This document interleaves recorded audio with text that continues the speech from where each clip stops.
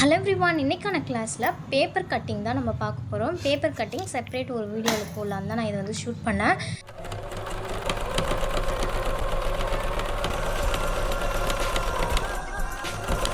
இந்த paper cutting பார்த்திங்கன்னா கட்டோரி ப்ளவுஸோட கண்டினியூட்டி தான். நான் ஆல்ரெடி சொல்லியிருந்தேன் லாஸ்ட் வீடியோவிலே.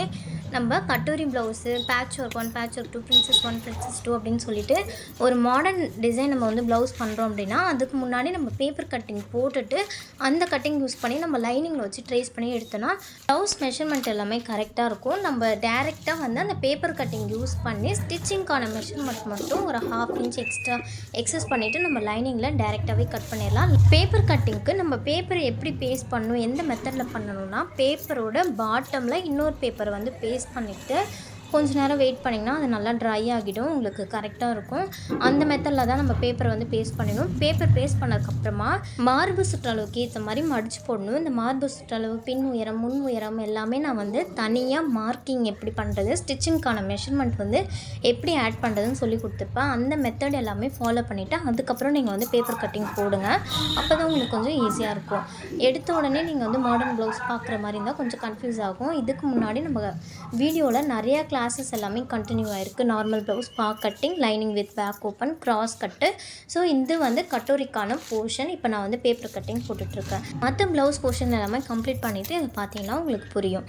இப்போது மார்பு சுற்றளவுக்கு ஏற்ற மாதிரி மடித்து போட்டுட்டு எப்பயும் போல் பின் உயரம் நம்ம வந்து நார்மலாக ஒரு ப்ளவுஸ் பிட்டில் எடுப்போம் இல்லையா, அதே மெத்தட் யூஸ் பண்ணி பின் உயரமுக்கு ஒரு கோடு போட்டதுக்கப்புறம் அந்த கோட்லேருந்து முன் உயரம் நம்ம எடுக்கணும். அதுலேருந்து பட்டியோட அளவு இப்போ மார்க் பண்ணுறோம் இல்லையா, அந்த பட்டியோட அளவு நீங்கள் எடுத்துக்கணும். எல்லா இன்ச்சஸும் மார்க் பண்ணும்போது நம்ம கேர்ஃபுல்லாக மார்க் பண்ணணும். ஏன்னா கீழேருந்து மேலே வந்து அந்த லைன் லைட்டாக க்ராஸ் ஆனால் கூட நமக்கு மெஷர்மெண்ட் மாறும். ஸோ ஒரு 3 பாயிண்ட்ஸ் கிட்ட வச்சுட்டு அதுக்கப்புறமா அந்த லைனை வந்து ஜாயின் பண்ணிக்கோங்க.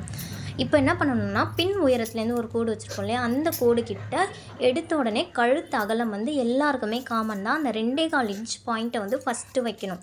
அதுக்கப்புறமா அந்த பாயிண்ட்லேருந்து தான் மேலே வந்து தோள்பட்டையோட அளவு வைக்கணும். அது வச்சு முடித்ததுக்கப்புறமா இப்போ நான் கை வச்சு உங்களுக்கு காட்டணும் இல்லையா, அது வந்து பின் கழுத்து உயரம், முன் கழுத்து உயரம். கழுத்து உயரம்னா நமக்கு தெரியும், அந்த பின்னாடி வந்து நமக்கு கழுத்து எவ்வளோ தூரம் இறங்கி இருக்கணும், அந்த நெக் வந்து நமக்கு எந்த அளவுக்கு வேணும்னு தான் வைக்க போகிறோம். 2.25 இன்ச் பாயிண்ட் வச்சுட்டு கரெக்டாக அதுக்கிட்ட ஒரு பாக்ஸ் மாதிரி போட்டிங்கன்னா நமக்கு வந்து பின் கழுத்து உயரமும் முன் கழுத்து உயரமும் நம்ம வந்து மார்க் பண்ணிடணும். இப்போது நான் பின் கழுத்து உயரம் தான் மார்க் பண்ணி காட்டுறேன். முன் கழுத்து உயரத்துக்கும் சேம் ப்ரொசீஜர் தான். இந்த மெஷர்மெண்ட்லாம் நான் எங்கேருந்து எடுக்கிறேன்னு பார்த்தீங்கன்னா ஆல்ரெடி நான் சொன்ன மாதிரியே எல்லாத்தையும் மெஷர் பண்ணி ஸ்டிச்சிங்க்கான மெஷர்மெண்ட்டை ஆட் பண்ணி வச்சுருப்பேன். அந்த மெஷர்மெண்ட்டை பார்த்து தான் நான் இப்படி வந்து மார்க் பண்ணுறேன். முன் கழுத்து உயரம் மார்க் பண்ணிவிட்டு நம்ம அப்படியே கோடு போட்டுக்கலாம் ஒரு பாக்ஸ் மாதிரி. நான் வந்து கழுத்துக்கிட்ட பாக்ஸ் மட்டும் தான் போட்டு வச்சுருக்கேன். இன்னும் கழுத்து டிசைன் வந்து வரையில. நெக் டிசைன் வந்து நான் கட்டோரி ப்ளவுஸ்க்குன்னு செப்பரேட்டாக உங்களுக்கு ட்ரா பண்ணி காட்டும்போது நெக்ஸ்ட் வீடியோவில் அப்லோட் பண்ணுறேன். அடுத்தது நம்ம வந்து ஆம்கோல் உயரமும் எல்லாருக்குமே காமன் தான். நான் ஃபஸ்ட்டு லெஃப்ட் சைடில் ஒரு பாயிண்ட் வச்சேன் இல்லையா, அது வந்து 5.25, ரைட் சைடில் வந்து 5.5 ஒரு பாயிண்ட் வைக்கணும். அப்படியே மேலே நமக்கு எங்கே கிளாத் எண்டிங்கில் மடித்து போட்டிருக்கோமோ அந்த பேப்பர் கிட்ட நீங்களும் லெஃப்ட் சைடில் 5.25, ரைட் சைடு 5 பாயிண்ட் வச்சுட்டு நம்ம அப்படியே வந்து அந்த பாக்ஸ் ட்ரா பண்ணிடலாம். இது எதுக்குன்னு பார்த்தீங்கன்னா நம்ம அண்டர் ஆர்ம் அந்த கையெல்லாம் இருக்குது இல்லையா, அதுக்கிட்ட அந்த ஸ்லீவுக்கு வர கட்டிங் தான் இந்த நம்ம மார்க் பண்ணுற இந்த பாயிண்ட்ஸு.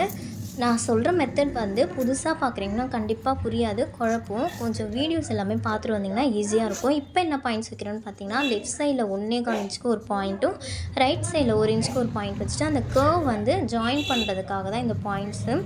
நம்ம வந்து லென்த் அதிகமாக எடுத்துக்கூட அதை ப்ராடாக ஜாயின் பண்ணிவிடுவோம், இல்லை ரொம்ப குறுக்கி கூட ஜாயின் பண்ணிவிடுவோம். கரெக்டாக நமக்கு ஜாயின் பண்ணணும் அப்படின்னா நம்ம இந்த பாயிண்ட்ஸ் எல்லாம் வச்சிங்கன்னா கரெக்டாக வந்துடும். லாஸ்ட்டில் நான் வந்து 1.5 இன்ச்சுக்கு ஒரு பாயிண்ட் வச்சுருப்பேன். அது ஏன்னா ஃபோல்ட் பண்ணி ஸ்டிச் பண்ணுறதுக்காக. இப்போது இதுதான் ரொம்பவே இம்பார்ட்டண்ட்டான இடம். நம்ம டாட் பிடிக்கிறதுக்காக ஃபஸ்ட்டு எடுத்தோன்னே அந்த லைனில் 2.25 இன்ச்சுக்கு ஒரு பாயிண்ட் வைக்கணும். அதுலேருந்து 3 இன்ச்சுக்கு ஒரு பாயிண்ட் வச்சுட்டு சென்டரில் வந்து டிவைட் பண்ண மாதிரி ஒரு பாயிண்ட் வைக்கணும் 1.5 இன்ச்சுக்கு. அதுக்கப்புறம் அந்த ஸ்ட்ரெயிட்டாக அந்த 1.5 இன்ச்லேருந்து மேலே ஸ்ட்ரெயிட்டுக்கு ஒரு 3 இன்ச்சுக்கு பாயிண்ட் வைக்கணும். அதுக்கப்புறம் சென்டரில் ஒரு 1 இன்ச் நான் அங்கே பாயிண்ட் வச்சுருக்கேன் பார்த்தீங்களா, அது எல்லாமே ஒரு அக் ஷேப்பில் வந்து 1 இன்ச் கேப்பில் அந்த பாயிண்ட் வச்சுட்டு நான் டாட்டுக்கு வந்து ஜாயின் பண்ணுறேன். இதை கொஞ்சம் நீங்கள் ஸ்லோவாக பார்த்தீங்கன்னா கண்டிப்பாக டாட் வந்து பாயிண்ட்ஸ் வைக்கிறதுக்கும் சரி மார்க் பண்ணுறதுக்கும் சரி ரொம்பவே ஈஸியாக இருக்கும். ஸோ இதை கொஞ்சம் கேர்ஃபுல்லாகவே நோட் பண்ணுங்கள். ஃபைனலாக கீழே வந்து லைட்டாக ஒரு கர்வ் மாதிரி நான் கொடுத்துருக்கேன். ரொம்ப அந்த கர்வ் வந்து டீப்பாக இருக்காமல் லைட்டாக மட்டும் இறக்கி வச்சுருக்கேன். லாஸ்ட்டில் 1.5 இன்ச்சுக்கு ஒரு பாயிண்ட் வச்சுட்டு அந்த கர்வ் அப்படியே ஜாயின் பண்ணிக்கிறேன். இப்போது இந்த சைடு நம்ம கொக்கி அண்ட் ஐயெல்லாம் கட்டுவோம்ல, அதுக்கு எப்படி வைக்கணும்னா ப்ளவுஸில் கொக்கி சைடில் வந்து நமக்கு பட்டி ஜாயிண்ட் ஒன்று வரும், அதுக்கிட்ட ஒரு பாயிண்ட் வச்சுட்டு அதுலேருந்து 1.25 இன்ச்சுக்கு ஒரு பாயிண்ட் வச்சு அந்த க்ராஸை வந்து ஜாயின் பண்ணணும். இன்றைக்கி கிளாஸை நம்ம இதோட கம்ப்ளீட் பண்ணிடலாம். பேப்பர் கட்டிங்கில் பேக் போர்ஷனும் ஃப்ரண்ட் போர்ஷனும் மட்டும் முடிச்சிருக்கோம். நெக்ஸ்ட் வீடியோவில் டீட்டெயில்டாக பட்டு எப்படி நம்ம செப்பரேட்டாக கட் பண்ணுறதுன்னு பார்க்கலாம். இந்த அட்டாச் கூடவே கட் பண்ணுறதையும் பார்க்கலாம். இந்த வீடியோ உங்களுக்கு யூஸ்ஃபுல்லாக இருந்ததுன்னா மறக்காமல் நம்ம சேனலை சப்ஸ்கிரைப் பண்ணிவிடுங்க. நம்ம கிளாஸில் நீங்களும் ஜாயின் பண்ணணும்னு விருப்பப்பட்டால் சைடில் தெரியுற வாட்ஸ்அப் நம்பருக்கு ஒரு மெசேஜ் மட்டும் சென்ட் பண்ணுங்கள். தேங்க்யூ ஃபார் வாட்சிங். நெக்ஸ்ட் வீடியோவில் பார்ப்போம்.